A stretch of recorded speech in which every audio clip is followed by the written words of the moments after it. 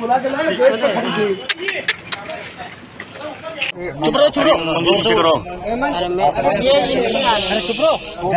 लोकसभा क्षेत्र इस सीट को कांग्रेस पार्टी इस बार हर सूरत में जीतेगी। और पूछो ना बिरला जी से, वो छोटे भाई साहब और बड़े भाई साहब के फोटो कहाँ गए? 5 साल तो परिवार की दादागिरी, परिवार का कब्जा, और आज भी बेचारे मंत्री और एमएलए छोटे बड़े भाई उस पे लगा एमएलए मिनिस्टर विशिष्ट अतिथि अचानक शहर के होर्डिंगों से वो फोटो गायब हो गई और मोदी जी आ गए और मंदिर आ गया। दम है तो आओ, आपके चेहरों पर शहर को कितना भरोसा है? बताओ, 10 साल का सांसद रहे हो, आपने काम क्या किया? आपके चेहरे पर लोगों को भरोसा कितना हो गया? लगाओ ना, चेहरे पे चुनाव लड़ लो। मूल बिंदु क्या है? मुद्दा तो बिरला जी का ही है। कांग्रेस पार्टी का अपना चुनाव का नेशनल एजेंडा है, वो तो है ही, पर यहाँ शहर में तो बिरला जी का मुद्दा है। मैंने थोड़ी कहा कि मैं 2019 के चुनाव के पहले एयरपोर्ट ला दूंगा और नहीं ला पाया तो बिरला एयरलाइंस चला दूंगा, और ये भी नहीं हुआ तो 19 नहीं लड़ूंगा। अब जरा पूछो ना बिरला जी से, 19 भी लड़ लिया और 24 लड़ने जा रहे हो, कहाँ है एयरपोर्ट? ये कोटा में कोचिंगों के बच्चे कागज के हवाई जहाज उड़ा रहे हैं बेचारे, के हमारे अभिभावक किसी में बैठ के आ जाए। बिरला जी का हवाई जहाज तो कहीं दिख नहीं रहा। इसके अलावा क्या प्रायोरिटी रहेगी सर? 10 साल से देश की पार्लियामेंट में कोटा की आवाज गौण है, सुषुप्त है। चंबल की आवाज, कोटा की आवाज।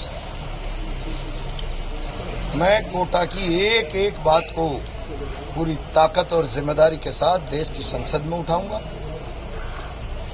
पूरी ताकत के साथ, और यहाँ के जितने इश्यूज होंगे ताकत के साथ लड़ेंगे।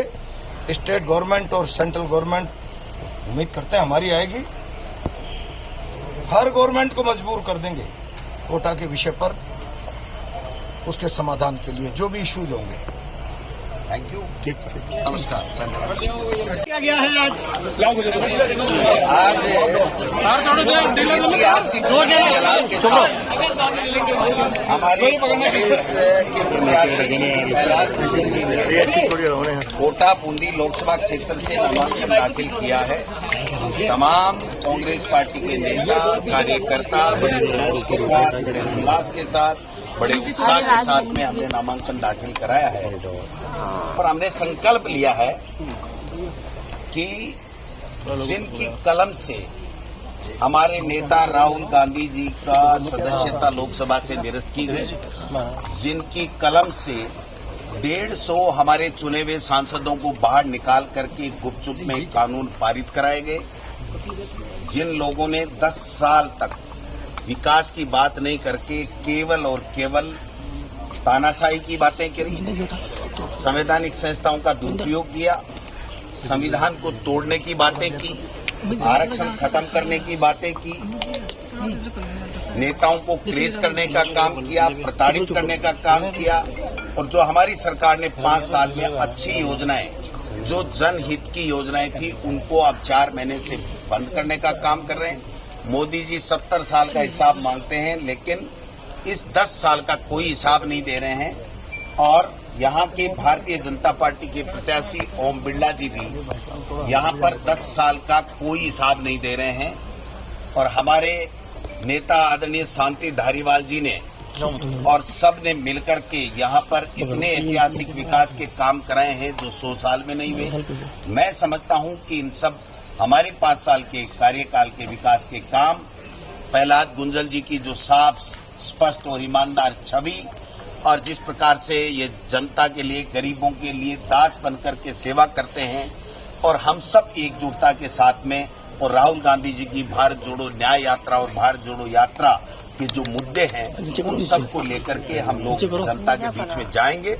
और जनता ने आज बता दिया है कि हम उस व्यक्ति के साथ में हैं, उस पार्टी के साथ में हैं जो 36 कौमों की बात करती है, और जो विकास की बात करती है, सबको साथ लेकर के चलने की बात करती है, तोड़ने की बात नहीं करती है, क्रेश करने की बात नहीं करती है, संविधान को खत्म करने की बात नहीं करती है, संविधान को बरकरार रखने की बातें करती हैं और किसानों की समस्याओं को समाधान करने की बातें करती है। ऐसी पार्टी को हम यहाँ से जिता करके भेजेंगे। कल बहुत अंतर्गत नजर आई, आप एकजुटता की बात करें। देखिए, ये घर की बात थी, जिला कांग्रेस कमेटी का था।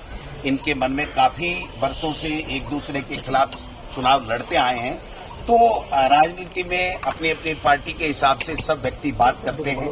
उन्होंने भी की होंगी, इन्होंने भी की होंगी, लेकिन कल दोनों बड़े भाई और छोटे भाई का मिलन हो गया। हम सब आज साथ हैं और साथ मिलकर के ये भाई मैं दे रहा हूँ ना, बीजेपी और एनडीए भागेगी। कोई बात नहीं, मैं कर रहा हूँ ना, आप चिंता क्यों कर रहे हो? आज तो अपनी बात कर रहे हो ना भाई, मैं आया हूँ आपके बीच में। सवाल का जवाब मैंने दे दिया ना, बीजेपी झूठों की पार्टी है, इनका झूठ जवाब बात देता करती हूँ। है। आपकी बात का मैं जवाब देता हूँ। हरियाणा में देखिए कितने लोगों को बीजेपी ने सभी कांग्रेस वालों को ज्वाइन करवाकर वहाँ टिकट दी। पंजाब में आम आदमी पार्टी और कांग्रेस के उनको अगर ये कहते हैं कि हम 400 पार करेंगे, तो जो दूसरों के बैसाखी का सहारा क्यों ले रहे, क्यों दूसरी पार्टियों को ज्वाइन करवा के? इनको इसका मतलब बीजेपी को कैंडिडेट नहीं मिल रहे, दूसरी पार्टियों के डिफेक्शन करवा के उनके मुआवजे लेकर इलेक्शन ले रहे हैं। आपके यहाँ राजस्थान में भाई साहब वो लेकर गए हैं, तो क्या है हमारा बेग में मालविया, तो उनको वहाँ कैंडिडेट नहीं मिलता था। और क्या स्थिति रहेगी सब सीटों की अपनी? बात देख लेना, जो आज आपने बीजेपी से देखा ज्यादा जीतेगी चाहे जन सलाब आया है, ऐसे ही सारे राजस्थान में लेकर आएंगे और हिंदुस्तान में कांग्रेस की सरकार बनेगी। गुंजन साहब आप बोलिए।